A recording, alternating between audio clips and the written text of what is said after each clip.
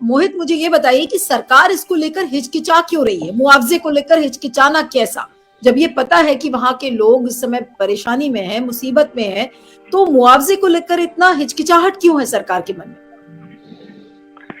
देखिए, अभी सरकार इसको लेकर कोई स्पष्ट नीति तैयार नहीं कर पाई है और इसको लेकर कोई अभी कैबिनेट मंत्री स्तर की बैठक भी नहीं हुई कैबिनेट स्तर की, जैसे बखंडी सर बता रहे थे।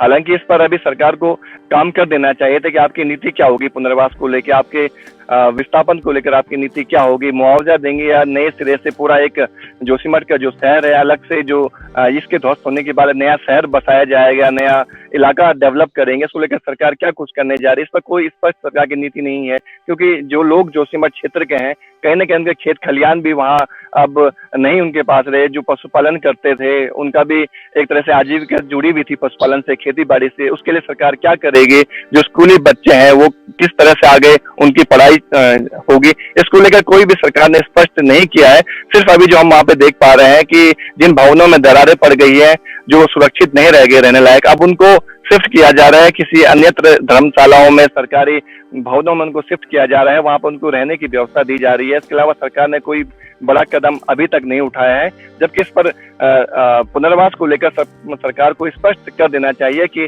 किस तरह से इन लोगों का पुनर्वास होगा। क्योंकि वहां पर कई लोग ऐसे हैं जिनके अपने व्यावसायिक प्रतिष्ठान है, होटल हैं, किसी के होम स्टे हैं, किसी के अलग तरह के उनके अपने रोजगार वहां पर जुड़े हुए हैं, कैसे इनको सेटलमेंट किया जाएगा, इसको लेकर अभी तक सरकार ने कोई स्पष्ट नहीं कहा है। इसी को लेकर वहां के लोगों में आक्रोश भी देखा जा रहा है, लोग वहां पे धरने पे बैठे हैं और आंदोलन कर रहे हैं।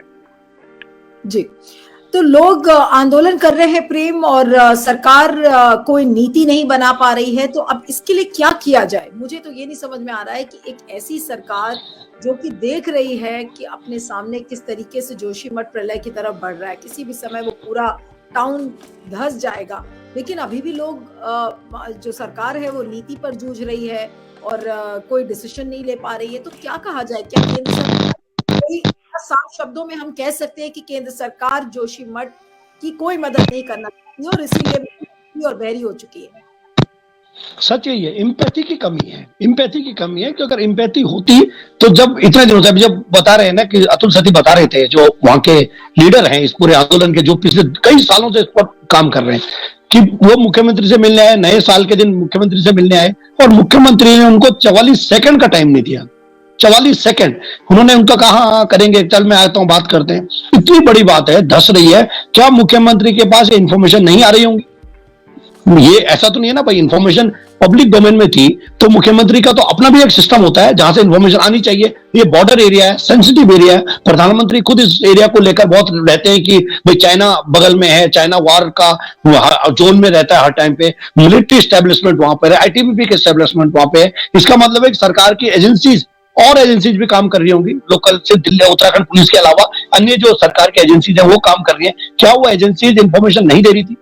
तो इन्फॉर्मेशन तो सरकार के पास होनी चाहिए थी, नंबर एक। नंबर दो, हिमालय के अंदर कोई आपदा ये पहली बार तो आनी नहीं है, हिमालय में तो आपदाएं आती रहती हैं। हम हमेशा कहते हैं कि ये हिमालय है, आपदाएं आएंगी, हम हर आपदा में गिरते हैं, फिर उठते हैं और फिर चलते हैं, और ये होता रहता है, ये कोई नई बात नहीं है। तो आपदा के लिए हमारी एक स्पष्ट नीति होनी चाहिए, अंतिम राहत की नीति होनी चाहिए। इमीडिएट पहले कुछ इतना दे दिया जाए, उनके बात कर दिया जाए, उसके बाद एक लंबे प्रोसेस, उनका लाइफ एंड लाइवलीहुड दोनों गया है। केदारनाथ के अंदर जो पैसा मिला था, क्या उसके रेंज में कुछ बात की जा सकती है? बगल में बद्रीनाथ का जो पैसा देने की बात सरकार कर रही है रिहेबिलिटेशन के, क्या उस पर किया जा सकता है?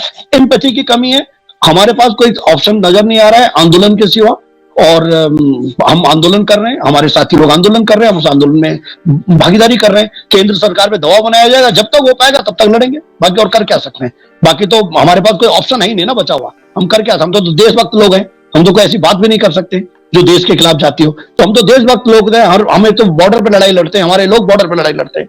तो हम तो यहाँ पर सरकार के मांग कर रहे हैं और कुछ कर नहीं सकते।